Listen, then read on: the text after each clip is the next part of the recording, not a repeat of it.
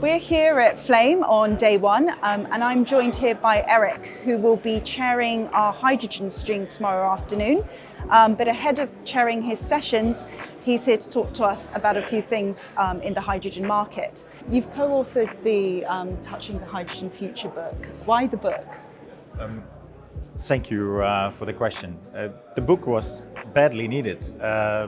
When we started thinking about the book a year ago, it was hydrogen buzz all over, but there was no really accessible and free knowledge globally. And when I met one of the executives of our European company, she shared a concern with me. She said, energy transition, including hydrogen, we may lack people in the future to actually build it.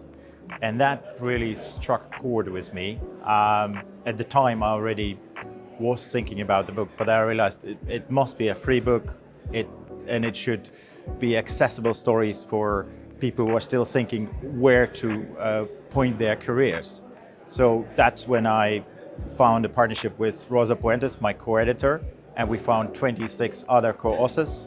And we brought out on each continent of the world stories for the future, 2030s, 2040s, what it would feel like if you already have the hydrogen economy implemented.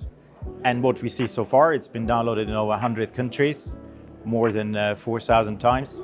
And we're now getting requests for prints in university educational centers. So to just have it on the coffee table and inspire. And where will low carbon hydrogen be deployed, and which economies are going to struggle with that, and why do you think that may be the case? So hydrogen buzzes, the promise to everything is amazing if you listen.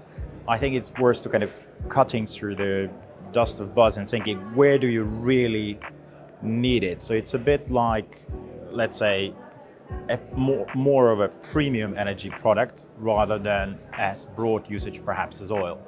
It can become, according to IEA and IRENA, different scenarios, up to 10 to 12% of the primary energy mix by 2050. So it can be pretty big. But before it gets there, we will look to replace where it's most badly needed. So that means current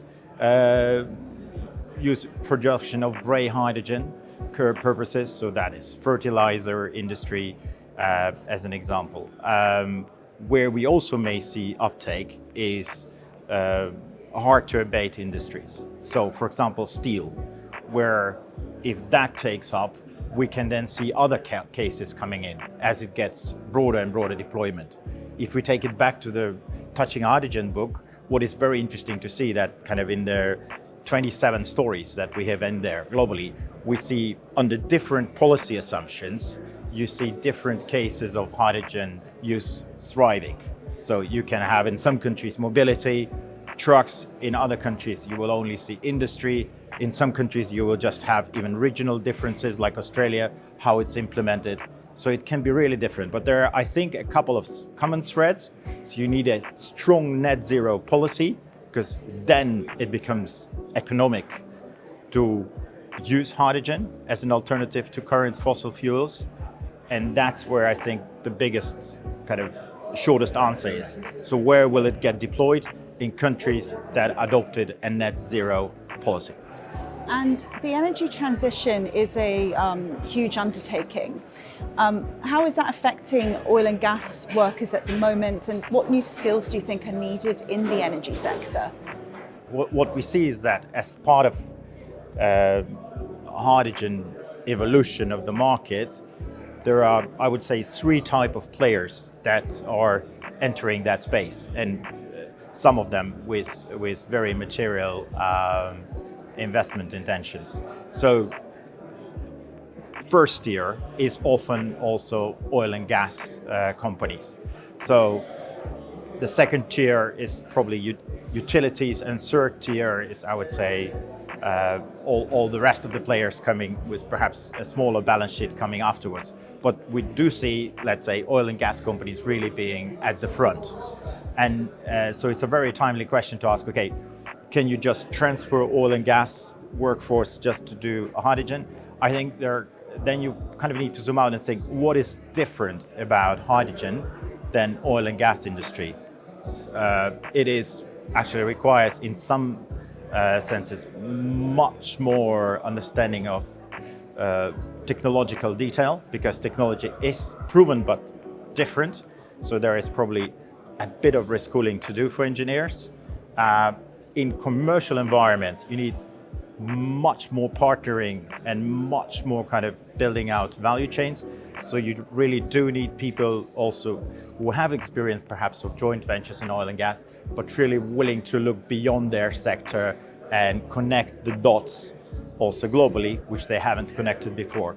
So technical knowledge is one, and that new kind of curiosity to partner beyond existing what one knows is probably a second skill set you would be looking to develop.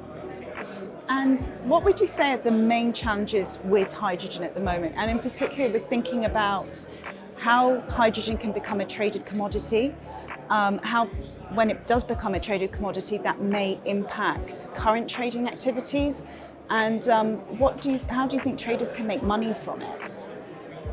So I brought along a small 8-point checklist to answer your question. So I'll be occasionally looking down to check if I missed anything.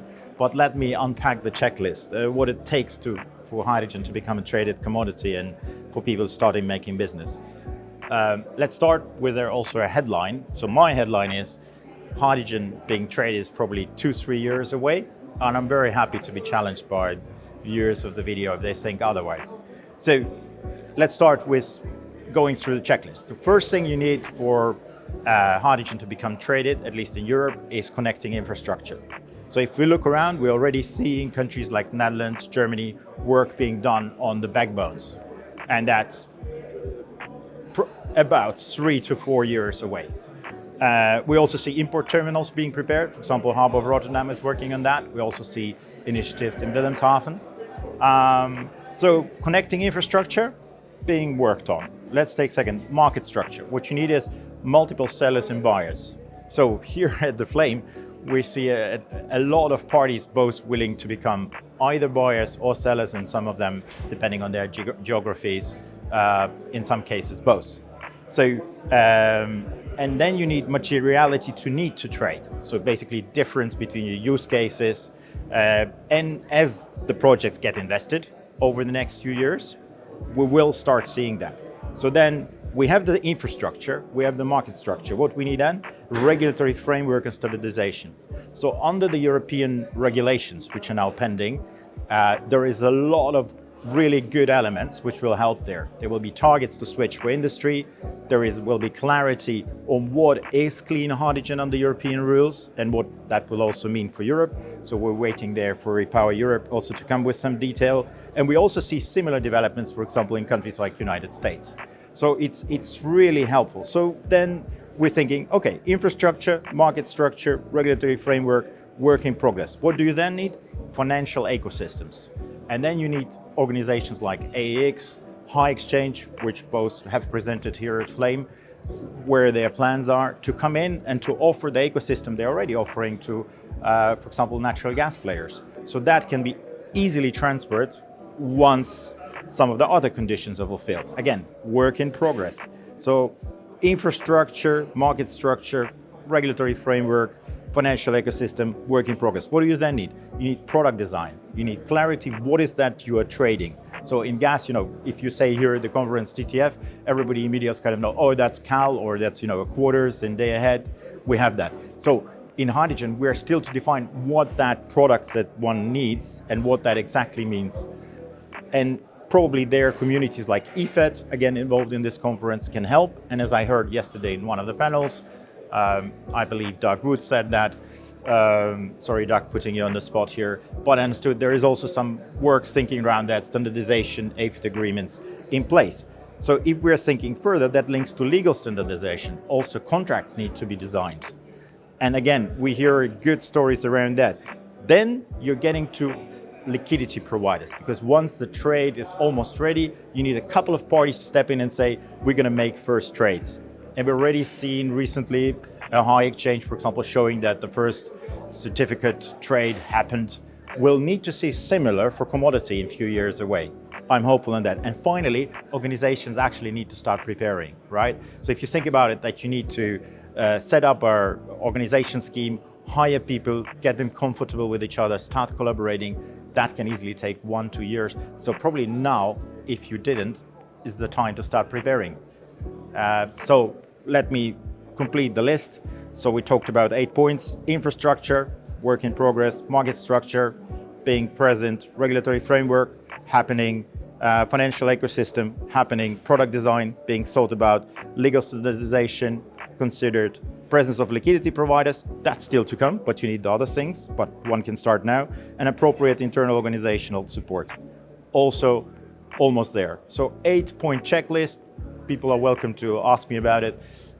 If they're also in parallel are willing to consider helping with bringing out the good word about the Touching Hydrogen Future book. Again, thank you also to my 26 co-authors and Rosa Puentes as co-editor.